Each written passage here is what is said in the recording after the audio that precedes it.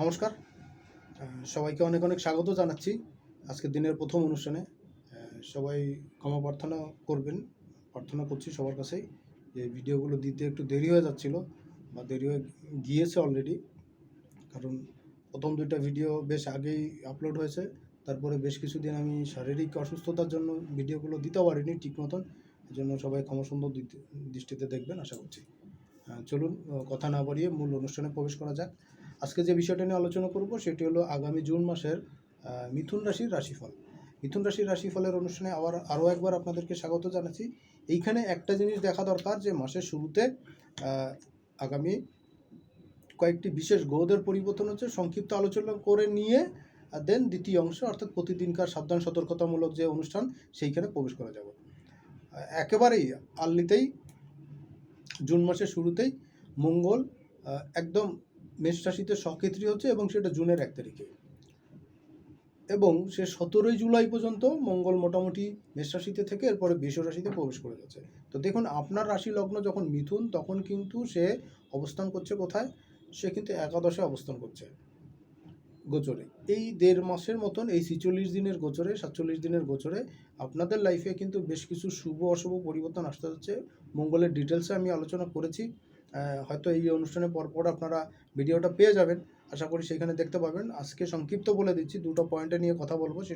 সেটা হলো আপনাদের পার্সোনাল লাইফে কিন্তু বেশ খানিকটা ডিস্টার্বের মধ্যে দিয়ে যাচ্ছিল, সেই ডিস্টার্বের জায়গাটা কিন্তু এখানে কিছুটা কান্তির দিকে আসবে। আর দ্বিতীয় জায়গা হচ্ছে যে মঙ্গলের এই পরিবর্তনে আপনার সন্তানের সঙ্গে আপনার সঙ্গে কিন্তু একটু ডিস্টেন্স বৃদ্ধি পেতে পারে, তার সঙ্গে কিন্তু একটু মিসবিহেভ করতে পারেন, বা তার সঙ্গে আপনার আন্ডারস্ট্যান্ডিংয়ের জায়গাতে বেশ খানিকটা ঘাটতি কিন্তু এই সময় দেখা দিতে পারে। আশা করছি আপনারা এটা ওয়েল অ্যান্ড গুড ম্যানেজ করে নেবেন এবং যতটা সম্ভব সমস্যাগুলো মিনিমাইজ করে ফেলবেন।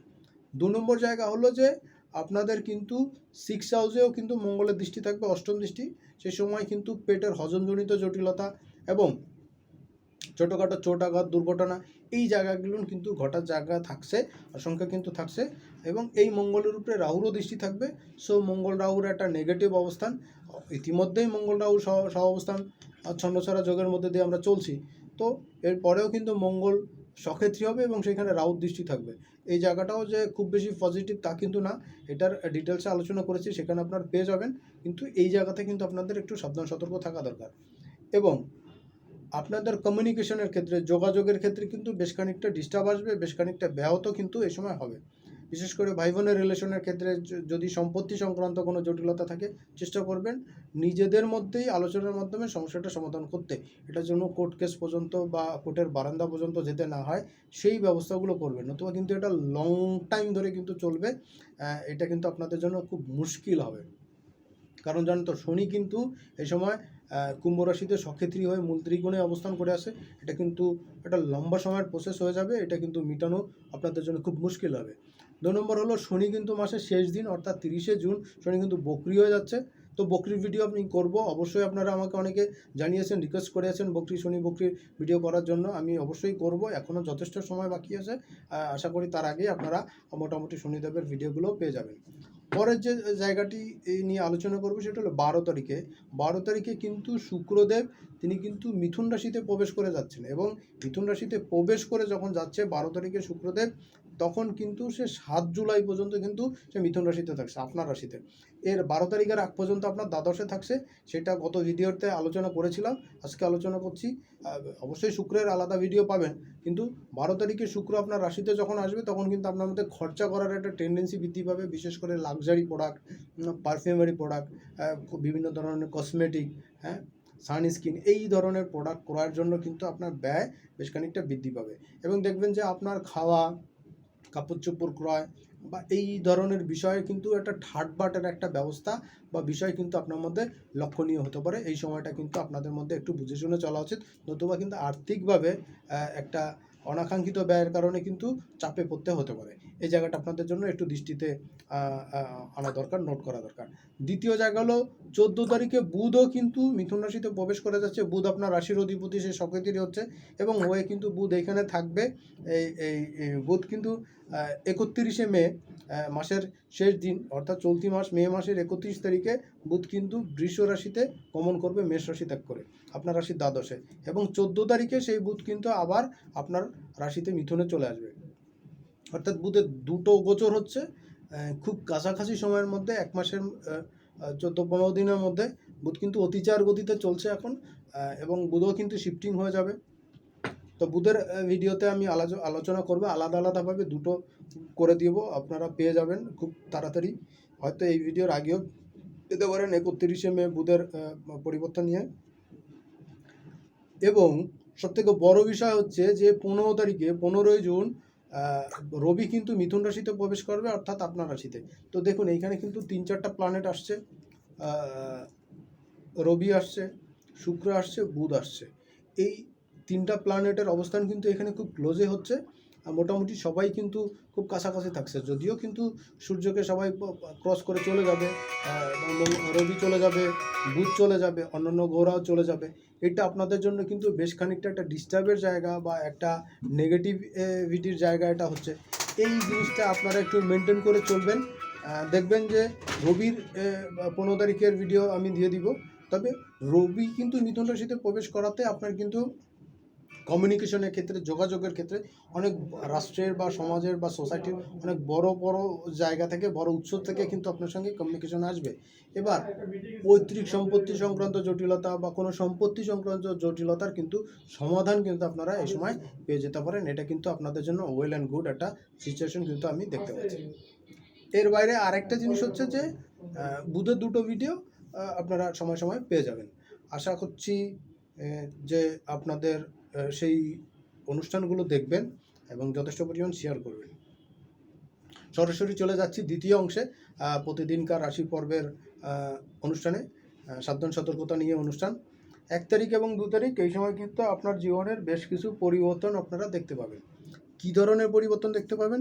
1 তারিখ 2 তারিখে এই সময় কিন্তু আপনার কর্মের পরিবর্তন, কর্মের মধ্যে কোনো পজিটিভ চেঞ্জ আসা, কর্মের মধ্যে একটা অস্থিরতা, কাজগুলো হতে গিয়ে না হওয়া বা স্টার্টিংয়েই একটু ডিস্টার্ব আসা, করতে করতে সমস্যার মধ্যে পড়া, কাজগুলো কমপ্লিট করতে বেশ খানিকটা বেগের মধ্যে পড়া, একটু বেগ পাওয়া, এই ঝামেলাগুলো কিন্তু ঝক্কিগুলো না আপনাকে হয়তো পড়তে হতে পারে।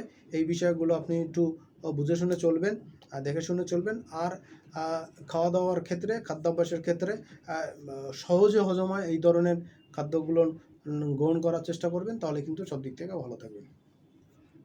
3 এবং 4 এই সময় কর্মের উন্নতি, কর্মের প্রসার এগুলো পাবেন। আগের দিনে না হওয়া কাজগুলো এই সময় করতে পারবেন।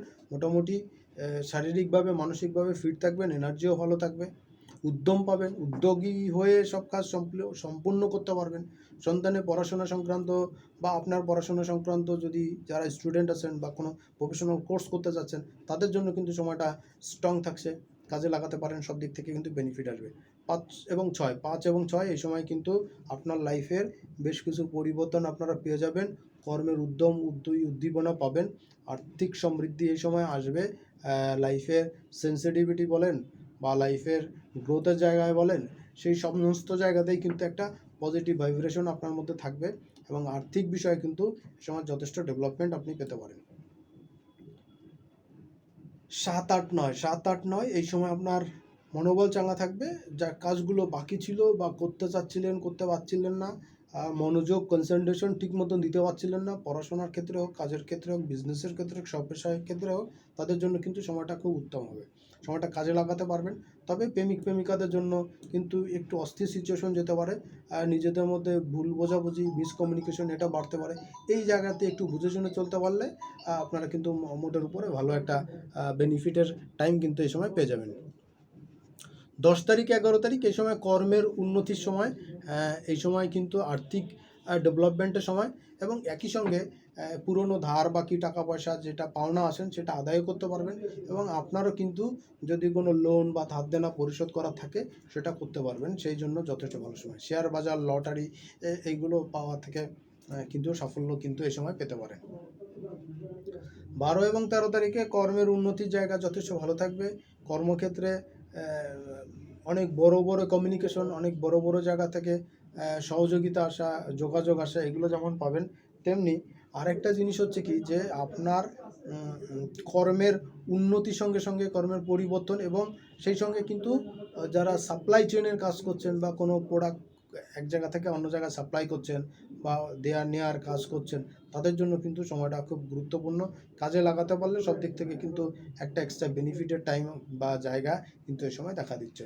14, 15, 16 এই 3 দিন কিন্তু আপনার মন মানসিকতার মধ্যে একটা তেজি ভাব বিরাজ করবে, কিন্তু কাজকর্মের ক্ষেত্রে কিন্তু একটা আলসেমি বা একটু লেজিনেস কিন্তু আপনি অনুভব করবেন। শত্রু নাই, অথচ শত্রুতার একটা ভাব কিন্তু এই সময় আপনি কিন্তু অনুভব করতে পারেন। এই সময়টা আপনাদের জন্য তত বেশি জুতের হবে মনে হচ্ছে না।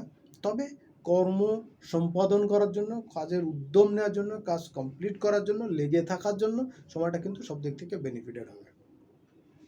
যারা পেশাজীবী আছেন, স্বপেশায় আছেন, বিজনেসের সঙ্গে যুক্ত আছেন, তাদের জন্য কিন্তু যথেষ্ট ভালো সময়। 17 এবং 18 তারিখ লাইফের এডুকেশন পারপাস, সন্তানের এবং আপনার নিজের, যদি আপনি নিজেও স্টুডেন্ট হন বা কোনো প্রফেশনাল কোর্স হচ্ছে বা করার জন্য ভর্তি হতে চাচ্ছেন, এই ধরনের কোনো কিছু করতে চাচ্ছেন, সেটার জন্য কিন্তু যথেষ্ট ভালো সময় এই সময় আপনারা পাবেন। 17, 18 তারিখে কর্মের উন্নতি, কাজের চাহিদা, কাজের পরিধি এটা কিন্তু বৃদ্ধি পাবে, আর আর্থিক বেনিফিটেড কিন্তু এ সময় আসবে যথেষ্ট ভালো মতন।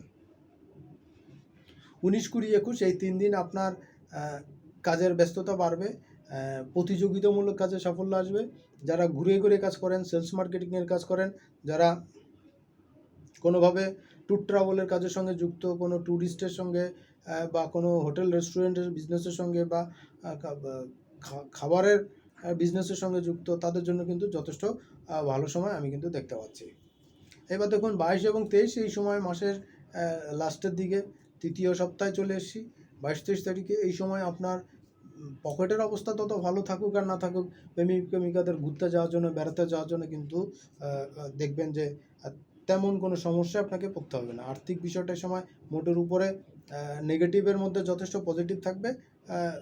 একটা বেটার টাইম কিন্তু আপনারা এই সময় পেতে পারবেন।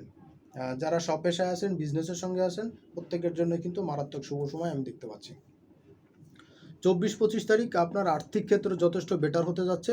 এই সময় সেভিংসটা বাড়বে, ব্যাঙ্ক ব্যালেন্সটা কিন্তু এই সময় যথেষ্ট ভালো হতে পারে, আর কর্মের উন্নতি তো এই সময় পাবেন, সেই সঙ্গে আর্থিক উন্নতিও পাবেন, আর যথেষ্ট পরিমাণ প্রোগ্রেস এই সময় আসবে, সমৃদ্ধি কিন্তু আপনারা পাবেন। পুরনো ধার বাকি পরিশোধ করা এবং পাওনা আদায়ের জন্য কিন্তু একটা স্মরণীয় টাইম কিন্তু এই সময় আপনার যেতে যাচ্ছে। 26 এবং 27 তারিখে আর্থিক উদ্দীপনা, আর্থিক উন্নতির জন্য যথেষ্ট পজিটিভ টাইম থাকছে। এই সময় সব দিক থেকেই কিন্তু আপনি সাফল্য এই সময় পেয়ে যাবেন, এবং সবচেয়ে বড় কথা হলো 26, 27 তারিখে কর্মের উন্নতি, কর্মের প্রচারণা সব কিছুই থাকবে, এবং ভাগ্যদেবী আপনাকে দু হাত ভরে সাহায্য সহযোগিতা এই সময় করবে। 28, 29 তারিখে কর্মের উন্নতি থাকবে, সেই সঙ্গে কাজের স্থান পরিবর্তন হওয়া, বা যারা ঘুরে ঘুরে কাজ করেন, সেলস মার্কেটিংয়ের কাজ করেন, বা যারা এক জায়গা থেকে আরেক জায়গায় যেতে হয় কাজের জন্য, ট্যুর ট্রাভেলের কাজ করছেন, তাদের জন্য কিন্তু যথেষ্ট ভালো সময়। এক্সপোর্ট ইম্পোর্টের বিজনেস যারা করছেন, তাদের জন্য যথেষ্ট ভালো সময়। যারা ল্যান্ড প্রপার্টির বিজনেস করছেন বা ল্যান্ডের কোনো কাজের সঙ্গে যুক্ত, ভেহিকলসের বিজনেস করছেন, বা যারা বিভিন্ন পরিবহন সেক্টরে কাজ করছেন, তাদের জন্য কিন্তু এই সময়টা খুব গুরুত্বপূর্ণ হবে। সময়টা কাজে লাগাতে পারলে আর্থিকভাবে চরমভাবে বেনিফিটেড আপনি হতে পারেন। মাসের শেষ দিন 30 তারিখ এবং পরবর্তী মাসের 1 তারিখে, জুলাই মাসের, এই সময় কিন্তু আপনার আর্থিক উন্নতি থাকবে, অব্যাহত থাকবে। সচেষ্ট হলে কিন্তু সেভিংসটা ভালো হবে, এবং সমৃদ্ধি কিন্তু যথেষ্ট ভালো পাবে। সুখ শান্তির পরিবেশ যথেষ্ট স্ট্রং থাকবে, কর্মের উন্নতি, কর্মের সাফল্য, এইগুলো কিন্তু পরিপূর্ণভাবে এই সময় পেয়ে যাবেন। মোটামুটি এই ছিল আগামী জুন মাসে আপনার রাশি লগ্ন যদি মিথুন হয় তার জন্য সংক্ষিপ্ত আলোচনা। এর বাইরে আশা করব যে আপনারা যথেষ্ট পরিমাণ শেয়ার করবেন, এবং